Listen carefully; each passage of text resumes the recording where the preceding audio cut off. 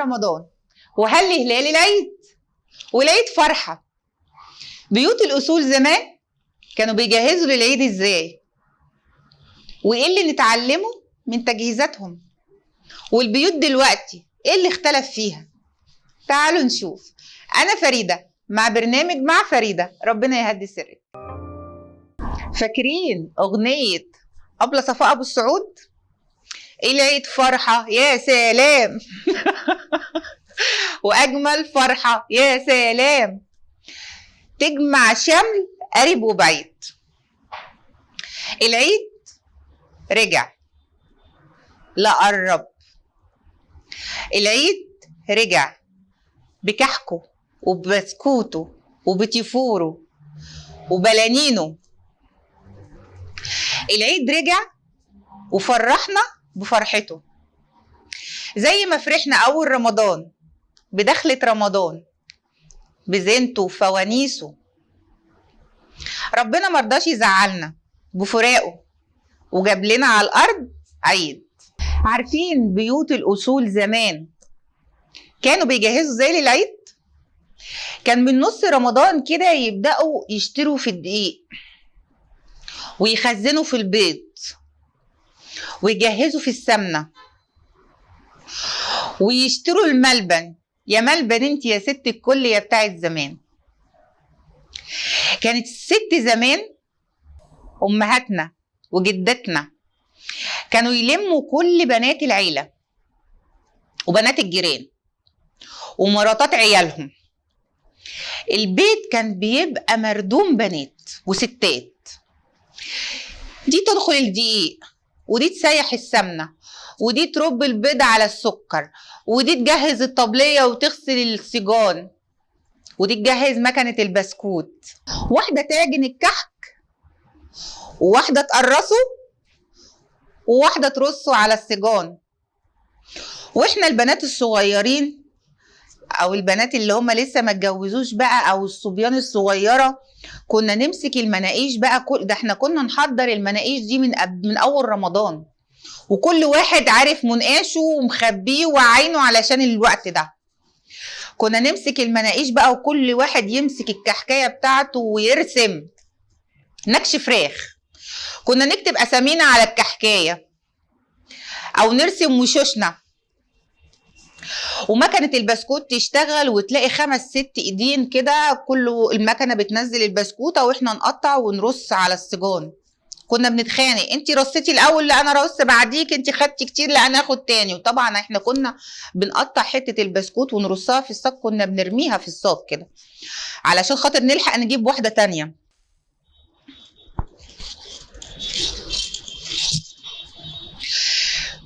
كنت تلاقي بقى شكل البسكوتة، واحدة طويلة واحدة قصيرة واحدة معوجة واحدة حولة. يعني كانت الصراحة صاج البسكوت كان بيطلع ما يعلم بالله ربنا.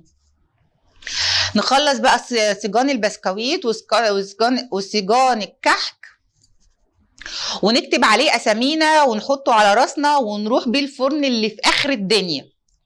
ممكن كنا نلاقي مثلا في فرن جنبينا ب 100 متر ولا حاجه، لا احنا عاجبنا ابو 10 كيلو، ده اللي احنا نمشي له 10 كيلو. عشان طول الطريق كنا نمشي نضحك ونهزر ونضحك وننكد ونفتكر اللي احنا عملناه في البسكوت والكحك لحد ما نوصل.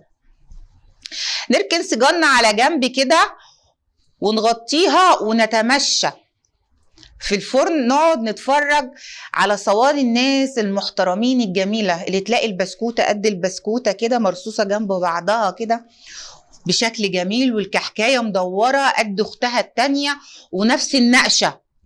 زمان ما كانش فيه اللي هي الطبعة بتاعت النقش دي، لا، بس احنا كنا بنلاقي ناس عاملة النقشاية قد الكحكة دي، شبه الكحكة دي بالظبط، معرفش ازاي. وبعد كده بعد نتفرج وناخد الجولة الجميلة كده نروح نبص ونرفع الغطا على الكحك بتاعنا ونغطيه بسرعة، لأن الكحك ده لو لمح الكحك بتاع الناس ديت كان ممكن يطلع من الصاج يشتمنا والله. لحد ما الفرن يسخن ويبدأ الفران يقول احنا عايزين البسكوت مثلا الأول، لأن البسكوت بيبقى محتاج درجة حرارة غير الكحك، فهو بياخد مثلا البسكوت الأول وتمام. بيطلع البسكوت بقى بعد ما اتخبز، بيقعد ينادي على اسامي الناس اللي مكتوبه على السجان. طبعا احنا عارفين ايه اللي جوه الصاج، في جريمه بشعه جوه الصاج، ده مش كحك وبسكوت.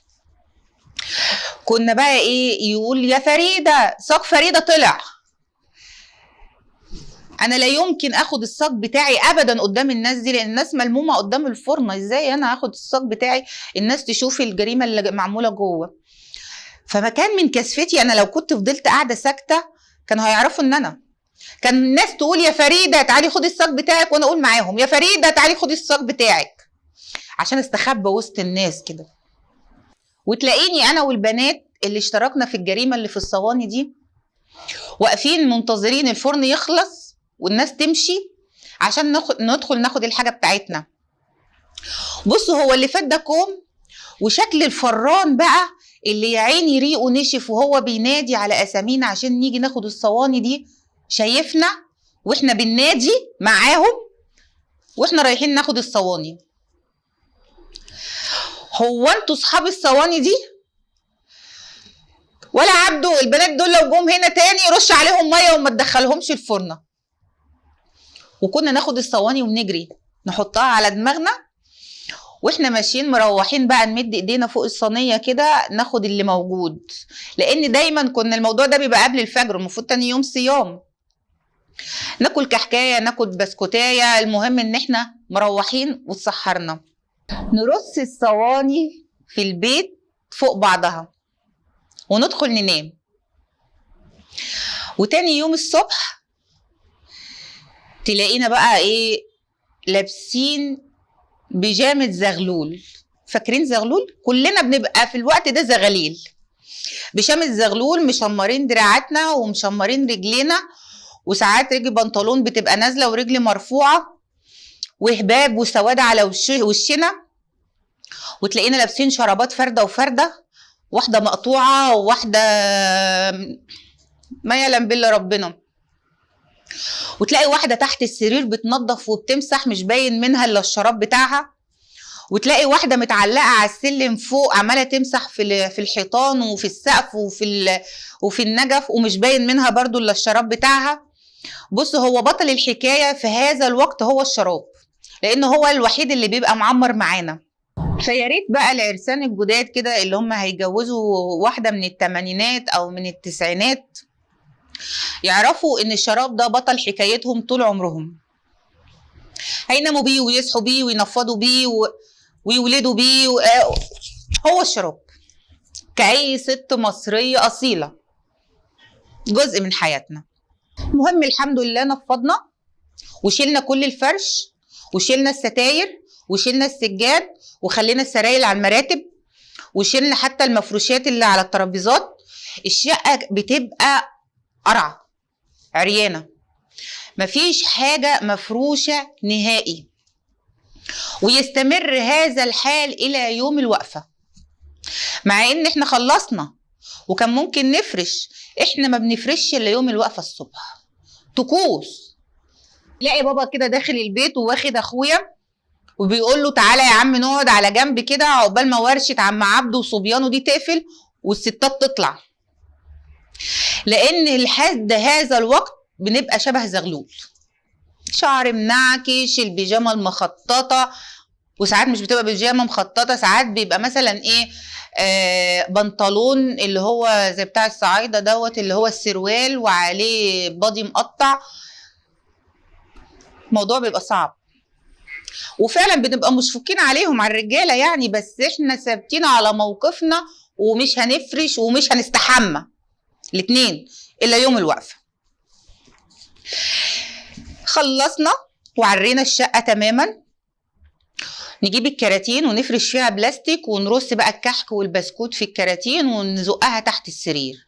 يجي بقى يوم الوقفه الصبح الجميل ده نبدأ نفرش بقى، نمسح المسحة الجميلة ونبدأ نفرش، ولازم نفرش ونخلص فرش بعد الفطار، ما ينفعش قبل الفطار، لازم بعد الفطار نفرش، وبعد الفطار نخلص فرشنا ونغطي الدنيا اللي فضلت عريانة 3-4 أيام دي.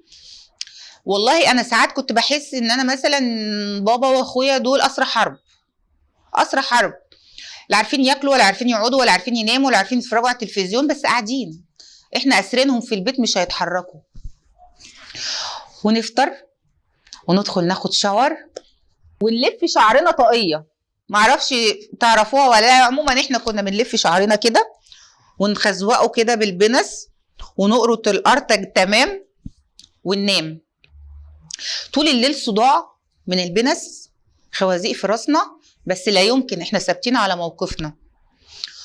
ويجي قبل صلاة العيد نقوم بقى نفك الهم ده ونلبس العبايات الجديدة، وتلاقي بقى الجيران صحباتي الجيران وتلاقي بقى صحباتي الجيران معديين بينادوا علينا عشان نروح نصلي العيد في الساحة، ناخد المصلية ونروح نصلي العيد ونقعد جنب بعض، والناس عمالة تكبر والبالونات متعلقة والبالونات حوالينا، وأجواء عيد جميلة جدا، وناس لابسة نضيف واللي كان مربي دقنه حلقها، دنيا بتبرق، والناس حوالينا عمالة تكبر، وأنا وبنات خالاتي وبنات خلاني وقاعدين عمالين ننم على الناس اللي حوالينا وعمالين نقول بص دي لابسة إيه وبص دي مش عارف إيه، وبنجيب في سيرة الناس. وبعد صلاة العيد نقوم ونحضن بعض ونبوس بعض ونعيد على بعض، اظننا ما بقالناش ساعتين 3 قاعدين مع بعض يعني بننم، لا احنا تمام.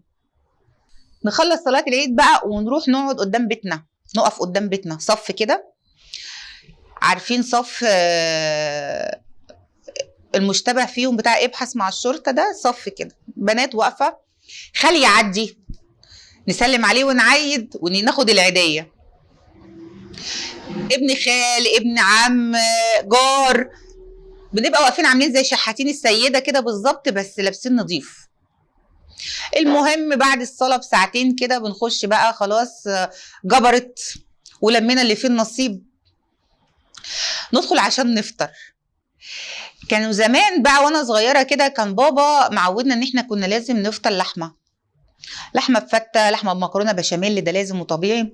بس الموضوع تطور بعد كده وبقينا طبقا لتطورات العصر، يعني كنا نفطر رنجة وفسيخ، وبعد كده الموضوع اضمحل ووفرنا وجبة الفسيخ والرنجة والمكرونة بشاميل علشان خاطر ايه للغدا، وبقينا نفطر فايش متسقف لبن. بعد الفطار بنبدأ بقى ان احنا ايه نرص الكحكنا وبسكوتنا في الاطباق ونرصه على الصواني، والترمس والسوداني والتوفي، كل دي من تجهيزات العيد اللي كان لازم نجهزها قبل العيد. ما تتصوروش قد ايه كان الموضوع ده بيفرحنا جدا، ان احنا ننزل نجيب السوداني والترمس ان احنا ننزل نجيب السوداني والترمس والتوفي بتاع العيد. نفس الفرحة بتاعت رمضان او رمضان اللي كنا بننزل نجيب مفارش الخيامية والفانوس ونفرش بيه الشقة. حطينا الحاجة في الاطباق، فاكرين الناس اللي عدوا علينا وادونا العيدية واحنا واقفين كده صف المشتبه فيهم، بيرجعوا تاني يخبطوا علينا، تلاقي خالي بيخبط يجي تاني يعيد علينا وياكل الكحك وياكل البسكوت وياكل الترمس وياكل السوداني وياكل التوفي. كنا ساعتها نقعد نقول ايه يا خالي انت بتيجي تاكل بحقك، انت عشان اديتنا فلوس بره جاي تاكل بيها، وكان يضحك واحنا نضحك ونقضي وقت 5 دقايق 10 دقايق يعيد علينا ويعيد على ماما ويمشي. نيجي بقى لأهم حاجة في العيد الساعة 3، الفيلم الهندي. أول يوم العيد أميتاب باتشان. بص الفيلم ده كان بيقعد 6 ساعات، ففيلم أميتاب باتشان بيجي يقعد 6 ساعات، وكانت الفواصل فيه بسيطة، يعني الإعلانات كانت تيجي دقيقة دقيقة ونص، زي مثلا إعلان كوفرتينا في الصباحية كان يجي إعلان شوكولاتة جيرسي، فكانت الفواصل صغيرة، فكان لازم من طقوس فيلم أميتاب باتشان إن احنا نأمن أمننا الغذائي. تلاقي الصواني بتاعت الكحك والبسكوت جنبنا، وماما بتجهز في الغدا علشان احنا هنتغدى واحنا بنتفرج.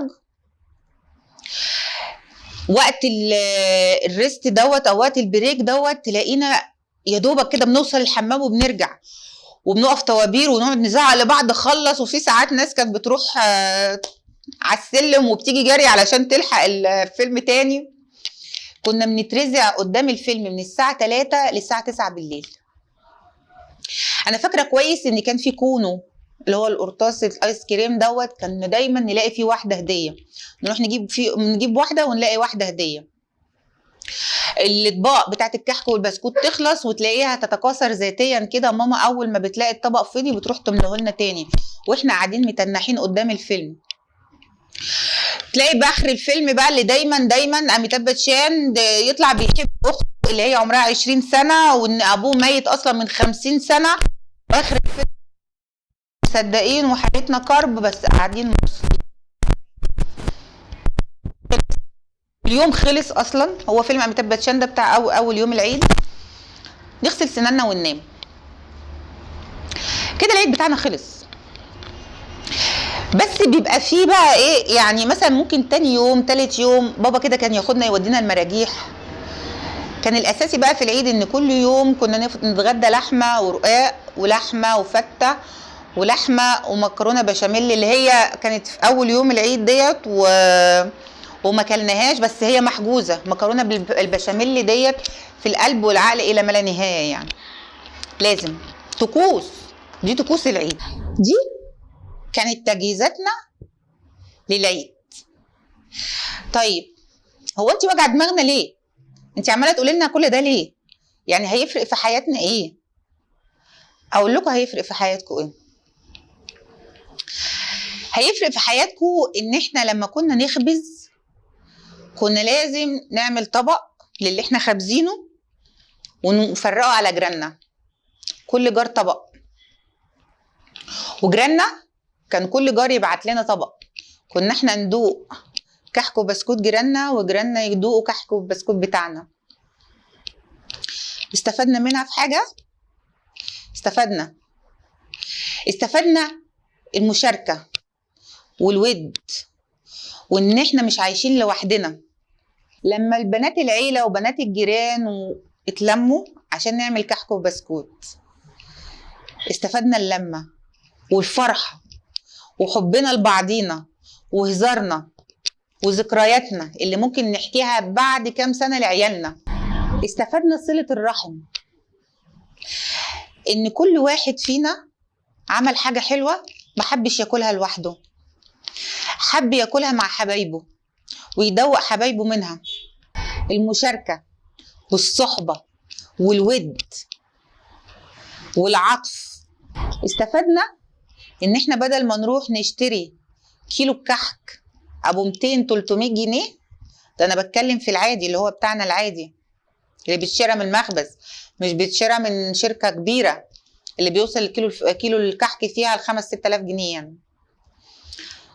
استفدنا ان كام كيلو دقيق مع طبق بيض مع علبه سمنه هنعمل احلى كحك واحلى بسكوت بيتي، هنلم فيه حبايبنا وبناتنا وقرايبنا وجيراننا وهننبسط وهنفرح وهنوفر وهناكل حاجه معموله في البيت. عرفتوا استفدنا ايه من الحكايه؟ انا عرفت وحساها، لان هي لما اتغيرت دلوقتي حسيت بحلاوه لمه الكحك وحلاوه لمه البسكوت وحلاوه شيل الصواني على دماغنا ونروح نخبزها. حسيت باللي انا مفتقداه من اللمه الحلوه. افتقدت شعوري وانا بودي طبق الكحك والبسكوت لجارتي وهي بتبوسني وتقول لي كل سنه وانت طيبه وخدي الطبق ده معاكي، تحط كحك وبسكوت وارجعه تاني. كنا نقعد طول العيد وبعد العيد ندوق في الكحك والبسكوت ونقول لا ده كحك خالتك عنايات، لا ده كحك جارتك هبه، لا ده كحك. وكنا لينا ذكرياتنا اللي انا لحد النهارده بحكي لكم عليها. البيوت دلوقتي حصل لها ايه؟ كانت بقت بتنفق ثروه في شويه كحك وشويه بسكوت، وبتجيب 2 كيلو كحك و2 كيلو بسكوت بمبلغ وتقعد فيه. بس انتوا متخيلين ان انا اروح مخبز اجيب كحك وبسكوت واقعد فيه واقعد اكله انا وعيالي؟ بس انتوا شفتوا الحكايه اللي انا حكيتها واللمه؟ والحلاوه والبهجه والسرور وصله الرحم مش موجوده. دلوقتي نصلي العيد، ده لو نزلنا نصلي العيد ونرجع على بيوتنا نقفلها علينا، وبعد شويه نرفع سماعه التليفون، ده يبقى انجاز، ونعيد على قرايبنا وحبايبنا، ده لو ما كانش مجرد بوست على جروب العيله او بوست على الفيس. ما بقاش حد يخبط علينا الا بعد المغرب، ده لو خبطوا وجم، وما بقاش بييجوا، بقى برضو اخرهم مكالمه تليفون، اصل انا تعبان، اصل انا مسافر، اصل انا عندي ضيوف، حجه بتتقال بس ما بيجيش. العيديه زمان ما كانتش فلوس بناخدها ونحوشها العيديه زمان كانت ليها طعم. انا كنت لما كنت اخد العيديه من خالي او من عمي او من بابا ومن ماما بحس بفرحه، هي مش فلوس، هي تحس ان هي هديه، تحس ان هي انا محتاجاها، انا محتاجه خالي كده يقول لي دي هديتك، دي هديتي ليكي، دي فرحتك بالعيد. دلوقتي بقوا بيعتبروا ان لما حد يدي لحد هديه، لا لا لا لا احنا ما بناخدش الحاجات دي، احنا ما بنعملش كده، لا لا احنا بطلنا الحاجات دي. فقدتوا احساس، مش فلوس، احساس، احساس بالكبير، احساس بالاصل، احساس بايام زمان اللي يا ريت ترجع تاني. على فكره لو رجعت تاني الموضوع سهل جدا، وصفات الكحك والبسكوت على الفيس وعلى اليوتيوب قد كده، ما تلمي عيالك واخواتك واقعدي اخبزي. الخبيز ده كله مش هيكلف له 200 300 400 500 جنيه، هتروحي تشتريهم ب 2000 وب 3000 جنيه، ما كسبتيش حاجه. لما اشتريتيهم ما كسبتيش حاجه، بس لما قعدتي عملتيهم وفرتي فلوسك، لميتي عيالك، عملتي ذكريات حلوه، عملتي جو جميل، اختلفت الحياه واتطورت. بس التطور مش كله حلو، التطور المفروض يبقى حوالينا عشان يساعدنا نعيش، انما لما التطور يبقى جوانا في عاداتنا وتقاليدنا وتجهيزاتنا وروحانيات المناسبة اللي احنا داخلينها وفرحتنا بيها، يبقى بلاش منه التطور. بيت الأصول زمان كانت بتوفر وبتلم وبتصل الرحم وبتعطف وبتلم العيلة، دلوقتي ما بقاش موجود. يا ريتك ويا ريتك تفكر في أيام زمان وتشوف الحلو فيها اللي انت عايز تعمله في بيتك وتورثه لعيالك. صدقني الدنيا هتختلف، اعمل لهم ذكريات، علمهم اللمة، علمهم المشاركة، علمهم العطف. حكايتي مش ذكريات وبس، حكايتي نتعلم منها، وإن شاء الله ربنا يهدي سرك. ومع فريدة ربنا يهدي سرك.